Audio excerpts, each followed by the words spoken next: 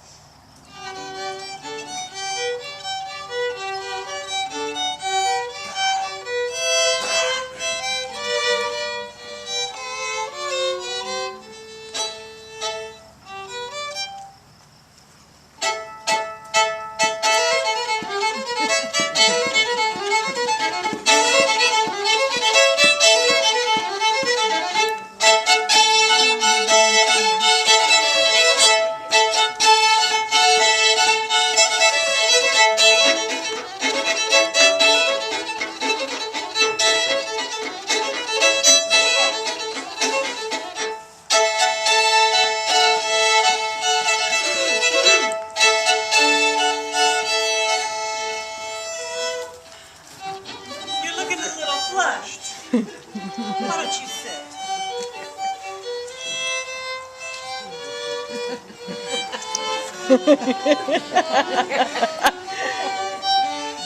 How was your day? I don't feel like talking about it. All right. What was it that you girls were playing when I came in? I didn't recognize it. It's camp song, Father. We heard the Negroes singing it. Oh, really? We were out for a morning stroll. Sarah, we've discussed this. I do not want you and the girls wandering about this camp. I don't recall there being a discussion. Sarah, my only concern is for your safety. Are you saying we're not safe in our own home? This isn't our home, Sarah. Things are different here. Catherine, why don't you and Elizabeth go inside and finish practicing? It's a little cool out here. Yes, Mother.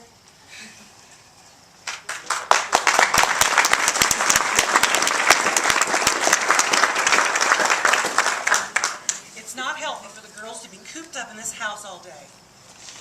Sarah, I do not wish to discuss this any further. Anything you say, dear? B flat.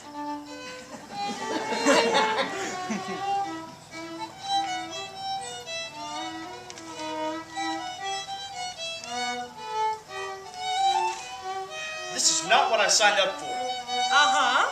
I'm a soldier, not a watchman. Uh-huh. I didn't commission to turn Negroes into soldiers.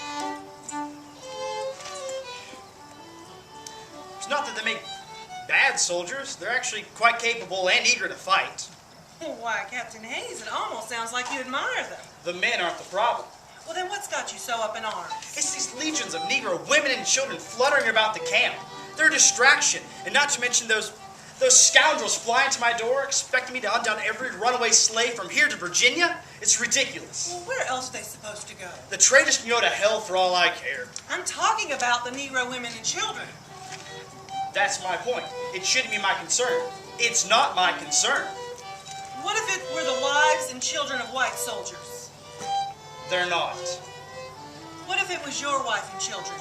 What if rebel soldiers attacked while you were on the battlefield and we had to flee for our lives? I would never let that happen. Of course you wouldn't. That's why I brought you to camp. That's right. You brought us here to Camp Nelson under the safety and protection of the United States government and living in far finer conditions than the Negroes, I must say. It's not the same. Why isn't it? When did you become a defender of the Negro? Since you brought me here, I see what's happening out there and it is heartbreaking. Have you joined the abolitionists now? Would that be so bad? No wife of mine is going to... To what? To help these poor people? These men were promised freedom if they would fight. They want the same for them, wives and children, as you do. They want to live like men. What else could we ask them to fight for? Well, it may not be my problem for much longer. Well, what do you mean? General Fry wants to expel the Negro women and children from the camp. What? He can't do that. He can, and he most likely will. He is cruel. He says the Negro women are spreading disease. Hogwash. Sarah, he's tired of the strain that they're putting on this camp. What strain? The Negroes won't even take handouts. They work for what little they have. These men were promised freedom if they would fight. They were promised safety for their families. We have to help them. They're good people, Sonny, good people. There are Negro uprisings all over the state. How do you know when one of them is going to turn their anger on one of us? You work with Negro soldiers every day. Since when has one of them so much as disobeyed an order? That's beside the point. God is going to judge us by what we do here, Sonny. If General Fry decides they must go, then they must go. There's nothing that can be done about it. You must try to talk to him. Tell them what these people really need. Once the general's made up his mind, there is no changing it. You have to at least try. I am first and foremost a soldier.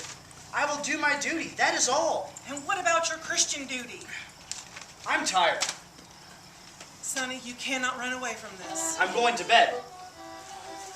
I can't imagine your conscience will allow you to sleep. Good night. Girls!